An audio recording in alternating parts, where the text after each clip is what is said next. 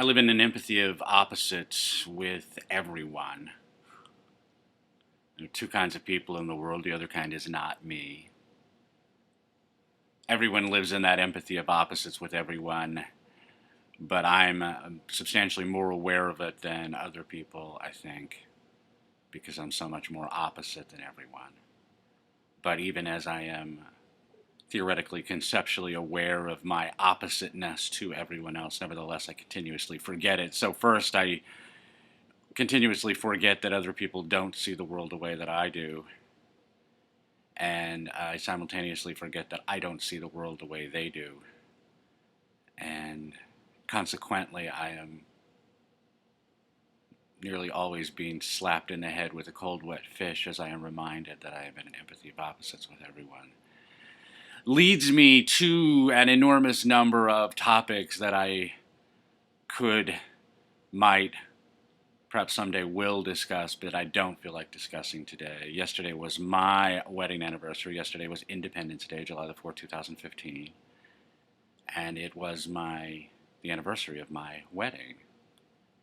And you can see the empathy of opposites that I live in that I consider Independence Day to be the absolute best and most perfect day to get married. Even though most people regard marriage as the end of independence, I regard it as the beginning of adulthood. I am so much in love with adulthood that I began it twice. Once failed. This one's working. Yesterday was our 13th anniversary. I love the so-called lucky and unlucky numbers. I don't believe in luck, but I love the number 13. Kathleen was born on December 13th, which I think is a wonderful, remarkable, beautiful birthday. The last 13th of the month in the year she was born in. But I think that marriage is the beginning of everything in a human life. Everything that precedes marriage is simply adolescence, childhood, infancy. And the beginning of the adult human life begins with marriage, begins with the inception of family life. And what we are as organisms is not just social organisms, but familial organisms. We live in families. Human beings come into existence as a result of the inculcation of human virtues, human concepts, human habits of mind. Humanity is taught to us by our parents. Humanity emerges from our families. Without family life, we are successively and progressively less human, and you can see that in the places in the world where the family has most thoroughly been destroyed by the forces of tyranny, ongoing here in the United States.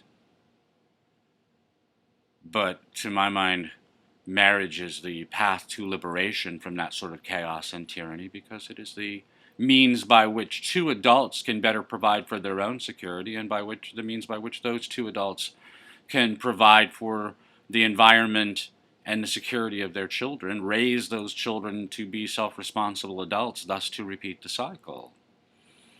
I am dismayed and simultaneously delighted by the chaos that's going on in the sphere of lawful marriage right now. Marriage, in my formulation, occurs when he and she both stop shopping. That if you have stopped shopping, you're married regardless of what the judge or the priest has said. And if you haven't stopped shopping, it doesn't matter how many people bought you gifts and came to your reception, you're not married.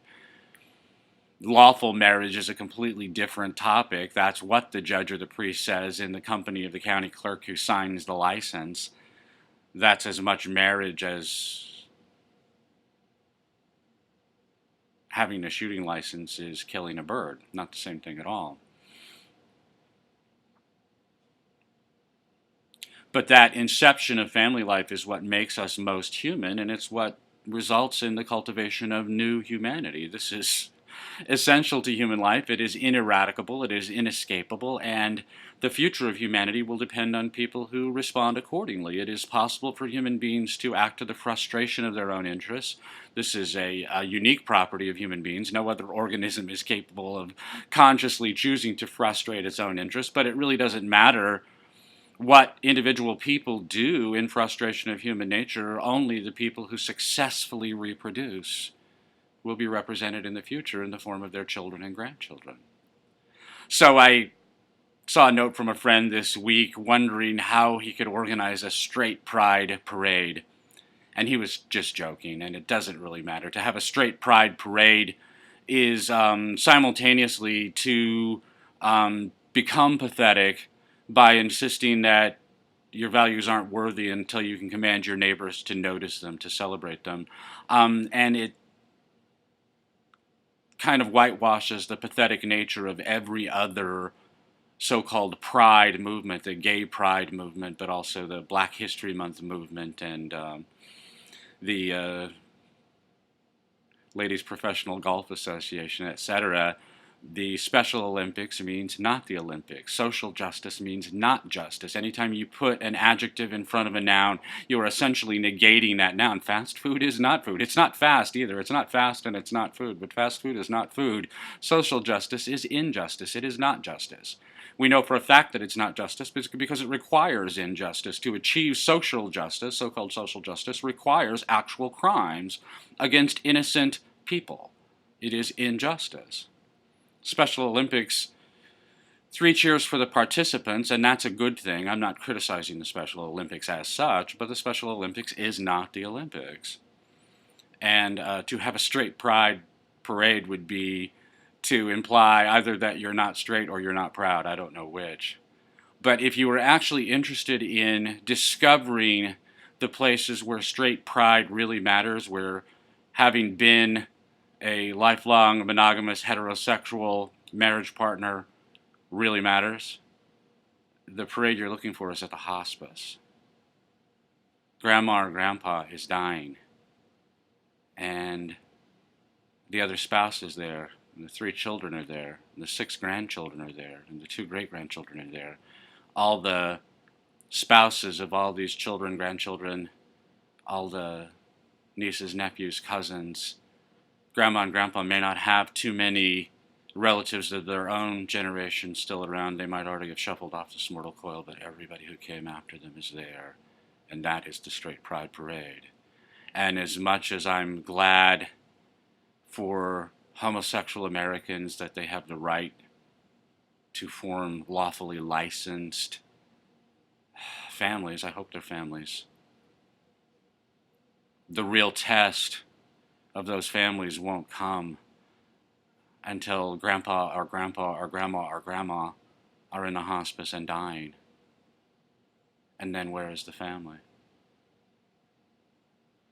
Another little bit that I saw just lately in light of my anniversary was a conversation among 2 doofuses. I'm not going to say where I saw this.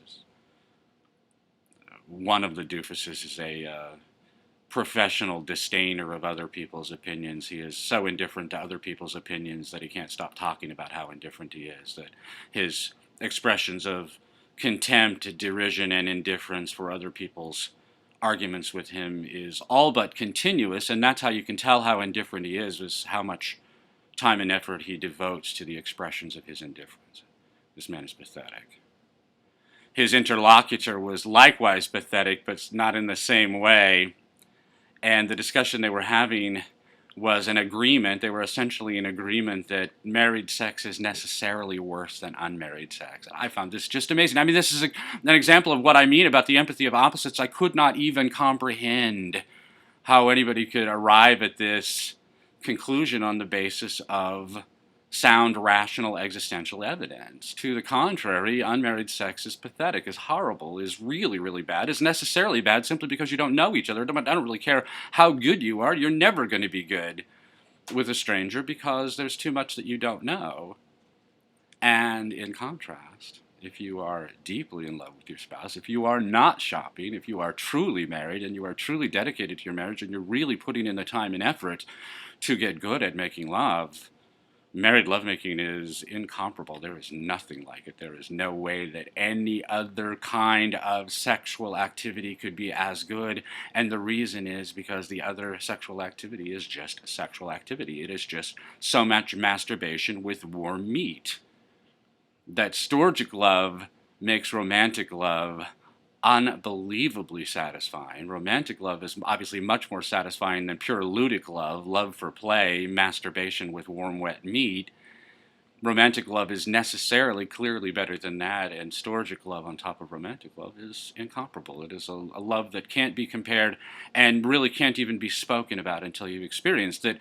The really tragic nature of this conversation was that it was two blind people opining about how being sighted would be a crippling blow to their self-esteem, that being unsighted and being the most virulently anti-sight that they could possibly be was preferable to them than any conception that they might be wrong, entirely wrong, ass backwards about everything.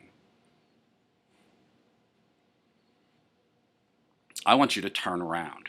I'm in an empathy of opposites with everyone because I am standing back to them. We are each one of us, every person in the universe, 7 billion living people, billions more still to come.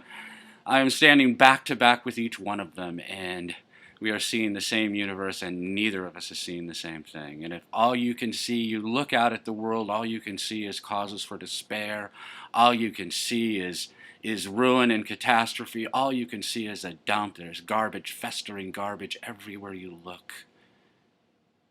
If that's what you see when you look at the world outside of your mind, then dear God, turn around. Just turn around. Because there's a paradise on earth waiting for you if you're willing to see the world as it actually is and not as you fear it might be. My name is Greg Swan. I had a very happy anniversary. I had a very happy Independence Day. I am very happily married, and you would not believe how much more satisfying the lovemaking my wife and I share it is today, how much better it is today than it was yesterday, than it was last week, than it was last month, than it was 13 years ago when we got married, than it was 17 years ago when we first got together. And I expect it to be even better tomorrow. And that can be true for you too. All you have to do is turn around. This is the Church of Splendor. Thank you so much for joining me. I'll talk to you next week.